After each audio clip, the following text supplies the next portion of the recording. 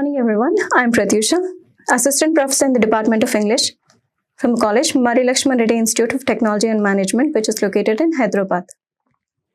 We are here to discuss ESE course, and our topic is descriptive writing. You probably might have heard a lot of times people use wrong words or words that are not suitable for that situation, or maybe you never empathized with what their conversation or interaction is all about. It all happens because your writing or your speech is not as descriptive as it should be for the other person to emphasize, to be empathetic about it. In today's class, we're going to understand how can we further enhance. We've already discussed this topic in our class. However, we're going to discuss how further can we enhance our descriptive writing skills. Now, when we're talking about descriptive writing, the sole purpose of descriptive writing is to paint a picture of words. The whole game is all to do with words and to create an everlasting impression on the mind of the author, on the mind of the reader as an author. So the purpose of descriptive writing is to describe. It's your choice. You want to describe a person?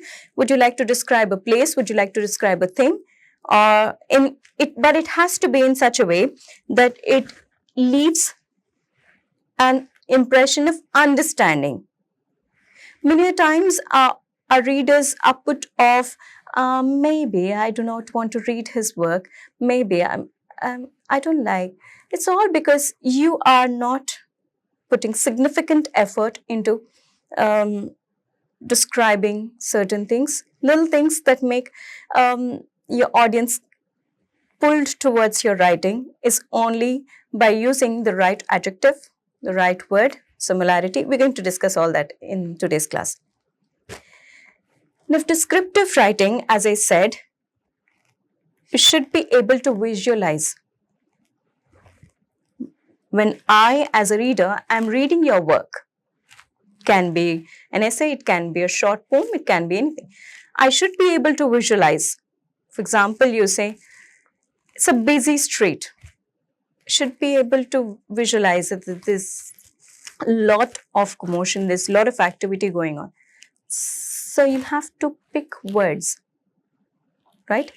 To keep your audience engaging to what they are reading, to keep them glued to what they are reading. Now, descriptive writing is a literary device that enables your audience to be glued to whatever they are given as a text to read. Sometimes you feel like, no, this is not for me. I do not want to read this work. You probably might be feeling such disinterest or interest while reading about someone's work. It all happens because you're not using the right atmosphere, not creating the right vibe. In Gen Z lingo, in today's lingo, I probably can say this word. You're not creating a vibe for that person for that reader to be in the zone, to be with you in the text. And to also, now this literary device, descriptive writing, also is going to make the text better. It's not going to make the text worse, it's going to make the text better. So literary device, descriptive writing, the word itself, descriptive, describe. Yeah, so the word itself is promising that it's going to make something better. Now, when we have words, we also try to critically analyze. Okay, is this person talking positive, negative? We try to critically analyze what this work is about. So recognize the author's intention. Is he humorous? Is he using pun? Is he using metaphor? Is he using simile? What is his intention? You get to understand better. So literary devices such as descriptive writing are good for your communication as well as your written spoken communication as well as your written communication. Now, in our class, we probably might have heard how to describe a person. We might have done certain exercises, how to describe a person, how to describe a place, and might have also done describe an object, maybe a physics apparatus. How would you describe, okay class, how would you describe a person? If you have to describe someone, maybe a third person with whom I do not know, how would you describe? You would probably say, okay, he's Raju, for example. He's Raju. He's a third year mechanical engineering student. Okay, and he comes from Chintal area. He is a well-built guy. He's a big boy. So you try to talk about his physical appearance as a person. You can also talk about how he has parted his hair. So there are many other details which might have an effect. Okay, I probably know someone who parts his hair like that. Okay, I am able to visualize. The whole game about descriptive writing is being able to visualize. Describing a place, the location, what's around the place, right? And also the object, what are the uses, what's the cost, what's the function, where do we use it? Do we only use it exclusively for physics labs? We can use it for elsewhere. Where can we use it? So we've already discussed about, we have already done these exercises, describing a person, describe a place, and describing an object. Now, you can also add as many adjectives as possible, but not too many adjectives, but because they are not going to help your reader connect. The lesser, the more, as well as it should be also creating a vibe for the other person to stay with you. Now, you've initially created a vibe for that person to be with what they are reading, but you also have to maintain that vibe, right? Now, often students feel asking questions like, why do I need to, Prathyusha, why do I need to learn descriptive writing? Right? Why? Why would you want to teach descriptive writing for that matter? So descriptive writing, as I said, it's not a harm. It's always a positive sign in communication, oral communication as well as in written communication. It creates an interest for the audience. It also helps you, and it also helps the reader build vocabulary in various contexts. Okay, it also helps. Now, you remember, in the previous slide, we were also saying that to be able to visualize, paint a picture in the mind of the reader. Paint a picture in the mind of the reader. So if they are able to imagine something, they're probably able to remember, right? And we definitely want audience to remember what we spoke. We definitely want our friends to remember what we spoke. Somebody will, oh, you still remember what I said a year ago? You remember what I said a few months ago? You find it that, okay, that person is attentive to what I am speaking.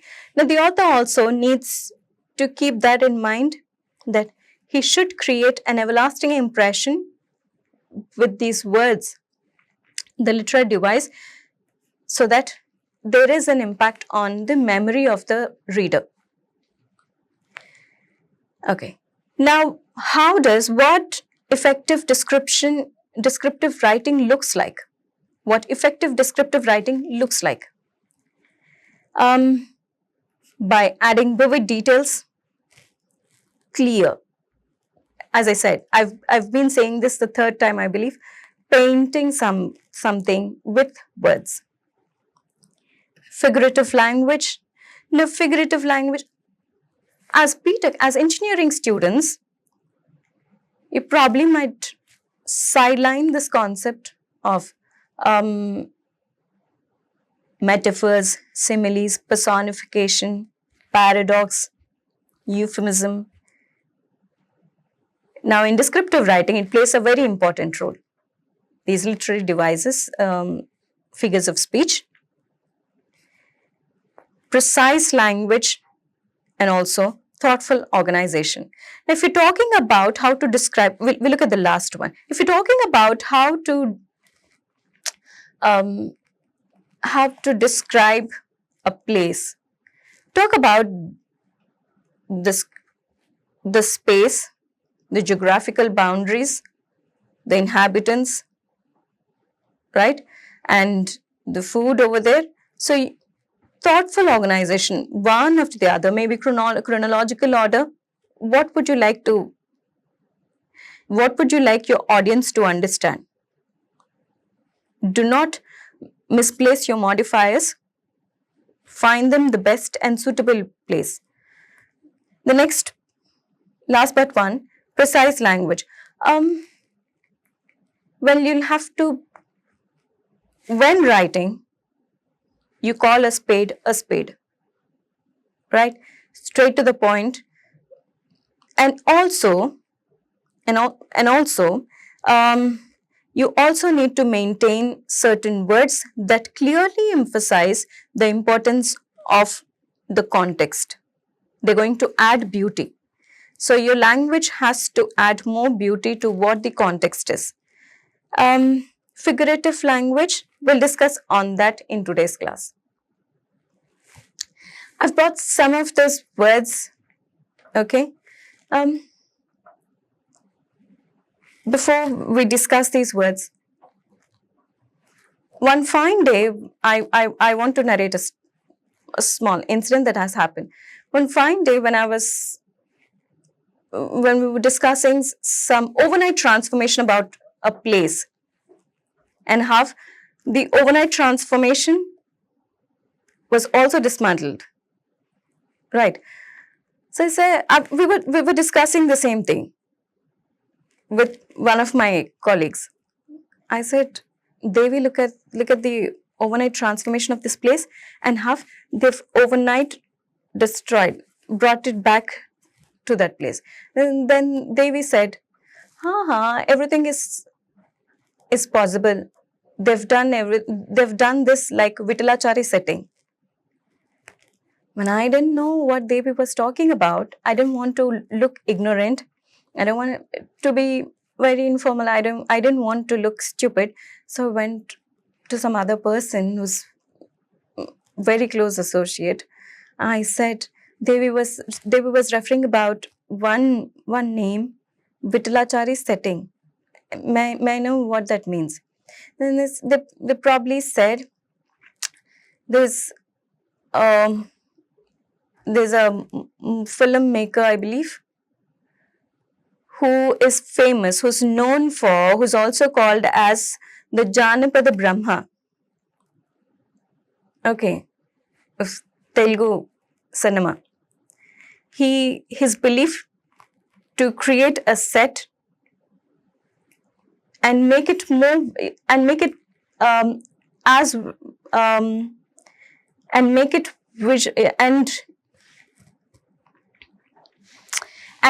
and people would be able to visualize that this is original thing, but it is not. So Vittalachari had that effect on the audience's mind, right? So I don't want my audience, I don't want my students to be ignorant of certain things. This is just example. These are just samples. You can further study, you can take some more interest in different things. Now, when you have to describe a person, place, an object, a task, a personality, characteristics, these could be some of the words. In today's class, the first one, I've brought in words from Greek mythology. I've brought in words from the Holy Bible. I've brought in also words from various civilization or no civilization. And I've also brought in words from Shakespearean drama. Well, let's look at these words and how we can make our communication more effective in written or oral. The first one is Herculean effort. We also hear a lot of people use this word, Herculean task. Herculean task is a big task. You need you need to put all your efforts into this. An impressive try. That's what it means. From Greek mythology. Now, the next word is Midas touch. When I was a child, there was a lesson where there was a king called Midas. Okay. Now the king he had a desire. Every king has a desire. Every human being has a desire. The king had a desire that whatever he touches, wherever he lays his hand, it turns into gold. Right? So initially it happens like that. He enjoys. He touches something, it turns it into gold. He touches something, turns out into gold. And okay, that's how. But finally, he doesn't enjoy it much because whatever he wants to touch is turning into gold, which is not appreciated by him after some time. So the meaning of the word Midas is a name of the king, and touch. The meaning of this expression is describes a person who has good fortune. Okay, you can use this word to any person who you believe has a good fortune.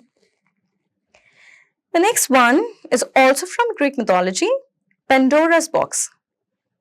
Pandora's box. Now, Pandora's box is, the other day I heard someone say, would you rather go and talk to that person, for example? Would you rather go and talk to that person, spend time with that person? Then I said, no, I do not want to talk to that person. I'd rather be, imagine I go talk to him, he says, oh, she's a Pandora's box, right? Now, the actual meaning of Pandora's box is something that, if unleashed, if it's opened, will cause trouble. Right? It was just a fun banter that's going on. So you can use Pandora's box to some person or something that is associated with, might cause a trouble. Now, again, Greek mythology, Achilles' heel. Achilles' heel. Achilles is also from Greek mythology. So, heel is a heel of a person, right? So, an individual's weak spot. As far as I remember, Achilles had only one weak spot, and that is his heel. If anyone wants to kill him or anyone wants to destroy him, has to aim at his heel, right? So, you can talk about, if you want to talk about a weak point, weak spot of any person, you can talk about it by saying in reference to Achilles' heel. Now, these three are words from the Holy Bible. The forbidden fruit is probably one of those fruits, was the only one instruction that Adam and Eve have received. Do not touch that fruit. You can enjoy everything in the Garden of Eden. Right? The forbidden fruit is something that you shouldn't be doing. Okay? Do not do something like that.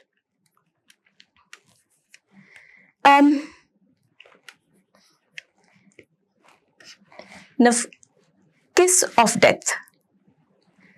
Well, this also is an expression. This also has a reference to the Holy Bible. It says, kiss of death can be betrayal, right? It talks about betrayal. The next one is Good Samaritan. This is a story that talks about a man who's been looted of all his wealth, is on his way to a certain place,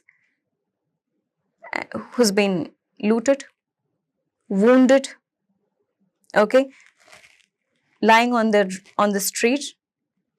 A lot of people walk by, but they do not help him. There's only one guy who helps him, and that guy, obviously, the name, good, it's a Good Samaritan. So if someone helps you, you can say, he's been a Good Samaritan in the whole task. It's a positive sign. Okay. Now, these two are words from Shakespearean drama. Shakespearean drama. Et tu, Brute, which means you too, Brutus. Unexpected betrayal of a very close person. You never expected, right? So Brute, because he couldn't, that king couldn't utter the whole name of the person, is probably dying. So he says those are the last words. Those are the last words. So if you have to use it to Brute, it actually means someone who's betraying you, taking the opposition side, right? The next Shakespearean phrase is to be or not to be. Now this to be or not to be, it talks about confusion. Should I do it? Should I not do it? Should I go there? Should I not go there? Should I talk to that person? Should I not talk to that person? Should I do this job? Should I not do this job? So, confusion. Indecisiveness. Right? Someone who is confused, indecisive about something. Where are you these days? What are you trying to do? You could say, I'm in to be or not to be situation. Okay. There are many memes and there are many t-shirts which I've seen where it says to be, not to be, to be, something like that. It's funny. All these actually keep literature alive. These memes, words. Now this, I want to go bilingual now. The other day, I've seen a reel. The other day, I watched a reel which says, Adavi Manchinamma, I do not know what you're... Right? So, a serious context, to what I've spoken just now, Neanderthals, they are extinct. Okay, so it's a species of people. Okay, so could be people, Neanderthals, who are extinct. They no more. Okay, so you probably can say that. I've read somewhere that Neanderthals and Adivasis have something in common. Okay, so you probably can use, instead of using that word, you can also use Neanderthal. I'm a Neanderthal. I might not exist next year. Something like that. Now we've discussed, we'll go back. We've discussed Greek mythology, certain expressions. Herculean effort, Midas touch, Pandora's box, Achilles heel, forbidden fruit from Christianity, kiss of death, Good Samaritan is also from Christianity. And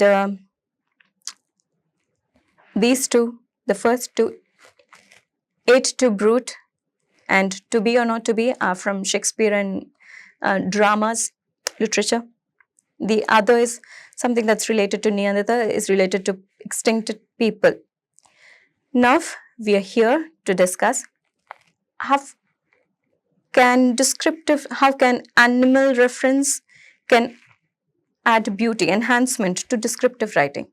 If you want to talk about strong memory, I remember everything. If you want to say that, not just saying I remember everything, then you have to, you can probably say elephant's memory.